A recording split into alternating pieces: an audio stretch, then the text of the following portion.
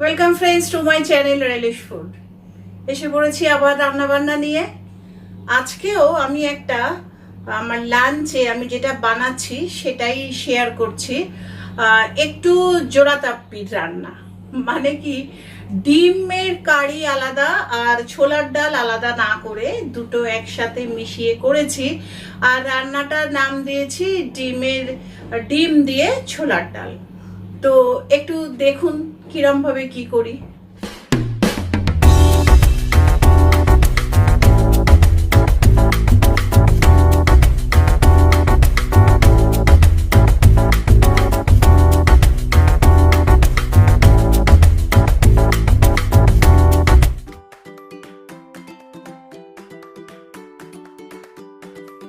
তাহলে বললাম ডিম দিয়ে ছোলার ডাল।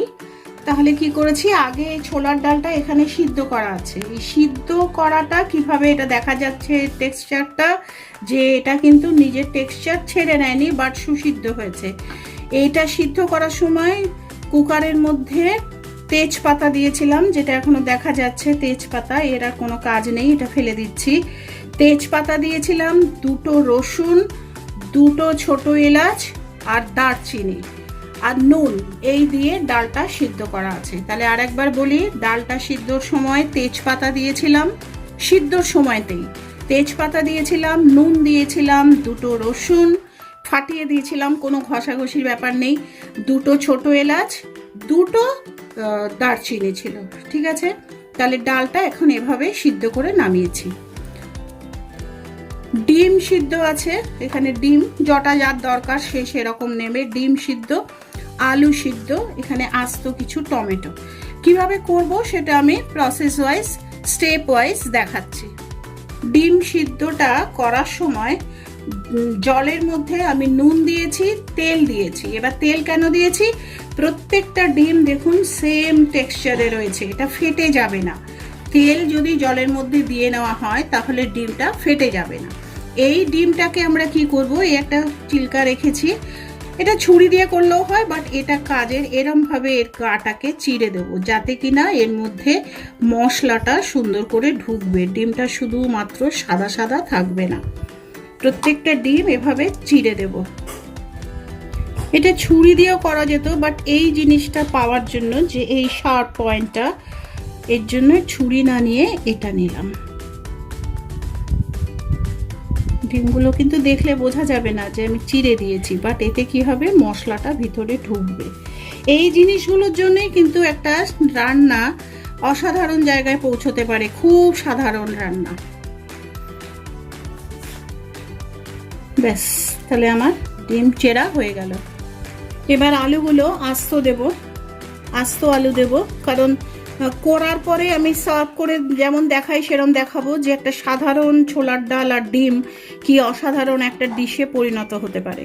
তো সেক্ষেত্রে এই আলুটা যদি এরকম আস্ত থাকে তাহলে কি হবে, ভিতরটায় কিন্তু কোনো মশলা ঢুকবে না। আমরা আলুটা সিদ্ধ করার পরে ফর্ক দিয়ে আলুটাকে এরকমভাবে একটু ফুটো করে দেবো, তাতে কি হবে, পুরো ঝোল মশলা একদম শেষ পর্যন্ত আলুর মধ্যে যাবে, আলুটা খেতে ভালো হবে।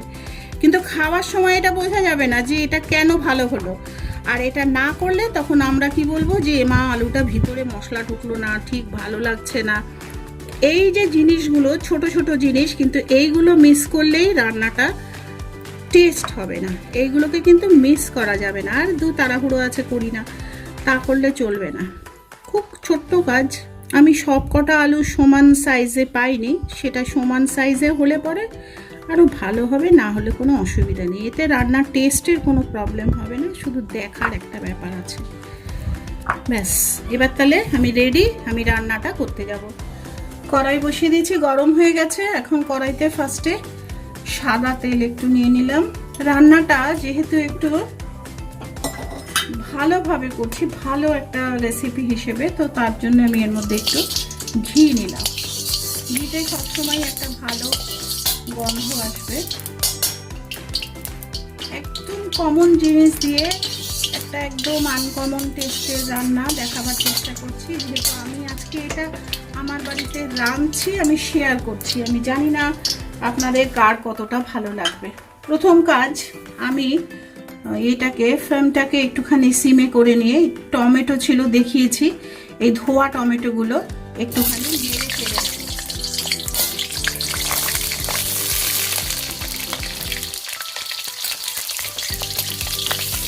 টমেটোকে একটু নেড়ে চেড়ে নিচ্ছি। এই টমেটোগুলোকে এবার আমি তুলে রাখবো।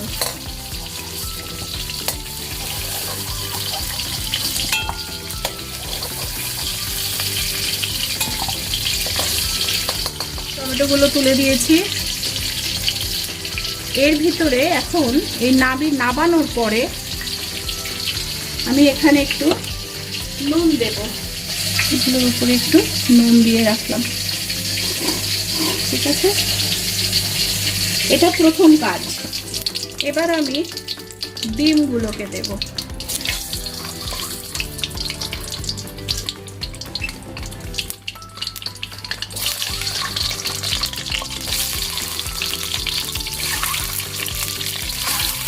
ডিমগুলো সিদ্ধ করার সময় নুন দিয়েছিলাম, এখন অল্প একটু নুন দিচ্ছি, একটু হলুদের গুঁড়ো দিচ্ছি কালারের জন্য।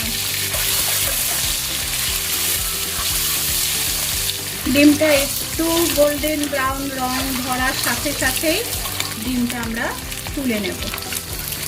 যেরকম আমরা ডিমের ডালনা করতে ডিমটাকে একটু ভেজে নিই, আর এখানে ডিমটা একটু একটু করে কাটা আছে, তার মানে এর মধ্যে তেল মশলা সবই সুন্দরভাবে ঢুকবে। এরপরে এই তেলের মধ্যেই দিয়ে দেবো আমার আস্ত আলুগুলো।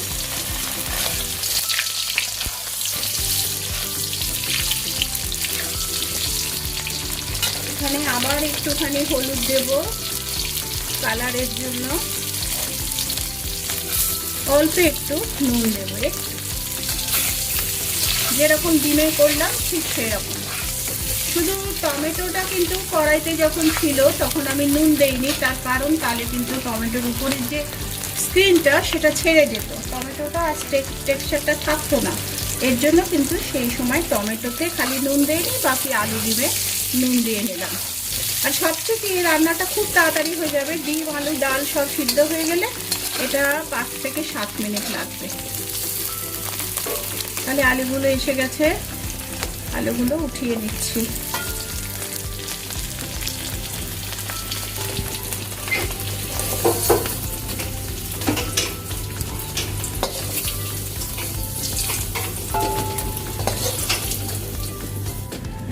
তাহলে এখন কড়াইয়ের মধ্যে আমি শুকনো লঙ্কা ফোড়ন দিলাম। ফার্স্টে শুকনো লঙ্কা দিলাম, তারপরে সাদা জিরে,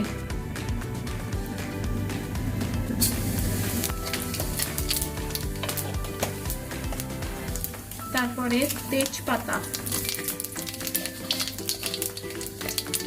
তারপরে দিলাম কুচনো পেঁয়াজ,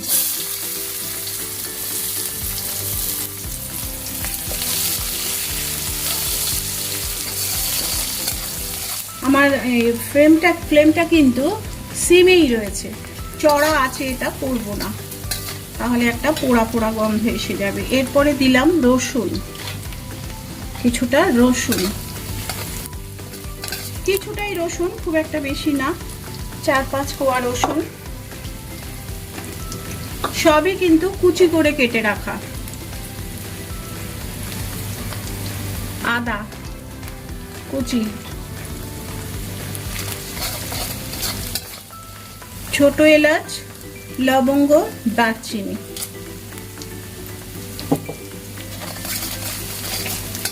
রসুনের ভাজা গন্ধ বেরিয়ে গেছে।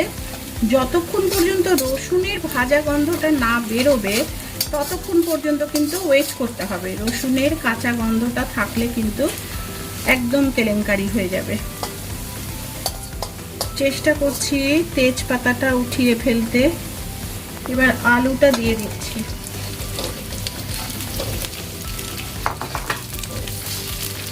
আবার এটা সিমে করে নিলাম, নিয়ে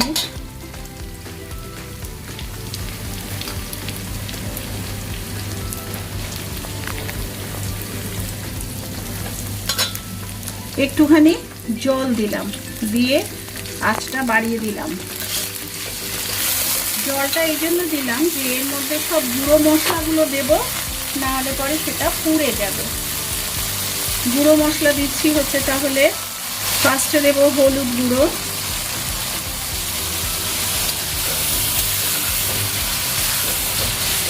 লঙ্কা গুঁড়ো,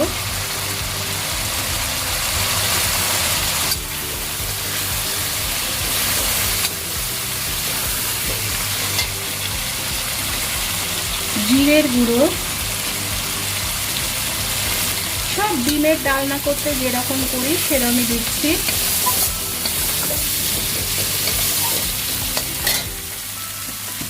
আর ধনিয়া গুঁড়ো।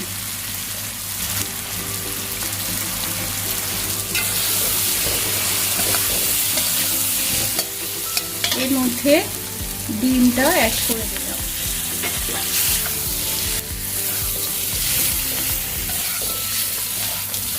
এখন আমার মশলা দিয়ে সুন্দর গন্ধ বেরিয়ে গেছে, এর মধ্যে আমি জল অ্যাড করে দিলাম।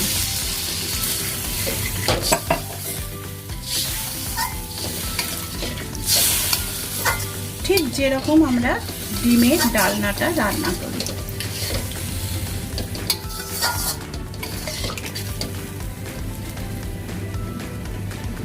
এই জলটা ফুটলে তারপরে আমি ডালটা অ্যাড করব। একটা কথা খুব পরিষ্কার মনে রাখতে হবে, এইখানে আমি ডিম ভাজার সময় নুন দিয়েছি, আলু ভাজার সময় নুন দিয়েছি, মানে আলুটা, কিন্তু এখন যদি এই ঝোলটার জন্য কিন্তু আমি কোনো নুন দেইনি। কারণ কি, আমি ডালের মধ্যে নুন দিয়ে সিদ্ধ করেছি। এখন ডালটাকে অ্যাড করব, ডালটা এর সাথে ফুটবে, তারপরে আমি বুঝবো যে কীরকম নুন আমি এখানে দেব। এর আগে কিন্তু আমি নুনটা দেব না। আমি আগেই দেখিয়েছি ডালটা খুব সুন্দর টেক্সচারে নামানো হয়েছে, এরকমভাবেই নামাতে হবে। এটা গলে গেলে কিন্তু খাবারটার মজাটা নষ্ট হয়ে যাবে। এটা ফুল একদম ফ্লেমটাকে অন করে দিয়েছি, হাই স্পিডে চলছে। এর ভিতরে একটা কাঁচা লঙ্কা ফাটিয়ে দিচ্ছি, যাদের মনে হবে ঝালটা বেশি তারা বেশি কাঁচা লঙ্কা ফাটিয়ে দেবে, কেন অলরেডি এখানে লঙ্কার গুঁড়ো দেওয়াই রয়েছে। এর মধ্যে এই অবস্থাতে এখন আমি গোলমরিচের গুঁড়ো দেব।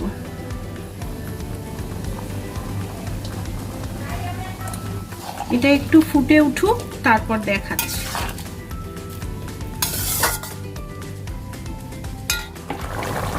এখন সবজিটা ফুটে গেছে, তরকারিটা আমার সবজি না, এর মধ্যে নুন দেব। মেইন রান্নার নুনটা কিন্তু এই পড়লো, আগে কিন্তু সব আলাদা আলাদা নুন দিয়েছিলাম। মেইন যে এর টেস্টের নুনটা এখন দিলাম।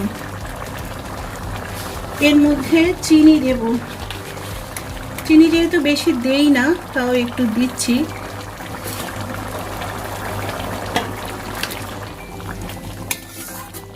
দেখা যাচ্ছে এর মধ্যে আমি এখন একটু রসুন, মানে সিজনিং করা, দেখলে বুঝবেন, এই যে রসুন একটু দেখাচ্ছি। এটা না দিলেও অসুবিধা নেই, এটা একটুখানি আমি দিয়ে দিচ্ছি। এই যে হাতে গুঁড়ো পড়েছে দেখা যাচ্ছে, এটা দিলাম। এটা যদি না থাকে, না দিলেও কোনো অসুবিধা নেই, আমার কাছে আছে, আমি দিলাম। এটা নেই বলেই রান্নাটা চেষ্টা করলাম না, এরম কিন্তু নয়, এটা আছে বলে দিলাম, এটা এমন কিছু বিশেষ ব্যাপার নয়। আর রান্নাটা আমার এখন শেষ। আমি ফার্স্টে একটু দেখবো হচ্ছে যে নুন মিষ্টিটা ঠিক আছে কিনা, একটু টেস্ট করি।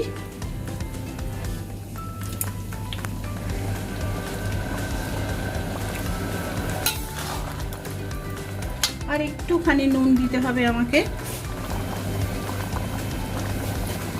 এটা গরম ভাত, রাত্রে রুটি, পরোটা সবের সাথেই খাওয়া যাবে। আমি এটা কিন্তু লাঞ্চেই খাবো, তার জন্যই বানালাম। এবার আমি গ্যাসটা অফ করে দিয়েছি। এখন গ্যাসটা অফ করে দিয়েছি, দিয়ে আমি আমার গরম মশলাটা আর্ধেক ফাটা ফাটা, মানে একদম গুঁড়ো নয়, দেখা যাচ্ছে, সেটা দিয়ে দিলাম। আর এর সাথে এক চামচ না, কিছুটা ঘি দিলাম। অপূর্ব গন্ধ বেরোচ্ছে, আবার সেই রকম কথাবার্তা বলে ফেলছি।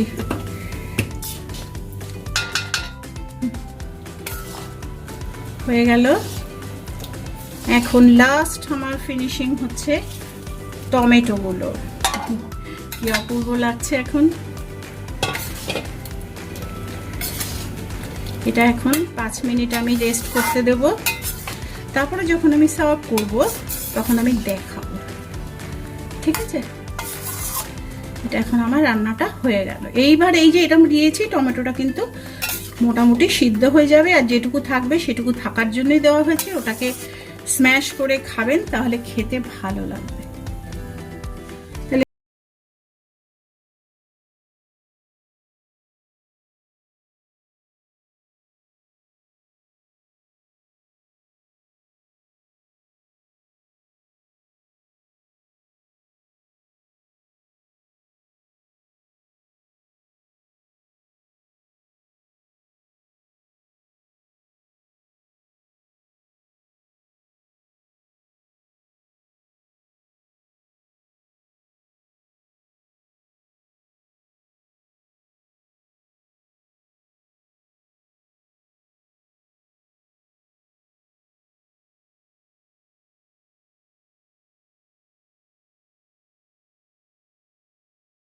উঠিয়ে সার্ভ করে দেখিয়ে দিয়েছি যে কেমন করে দেবেন।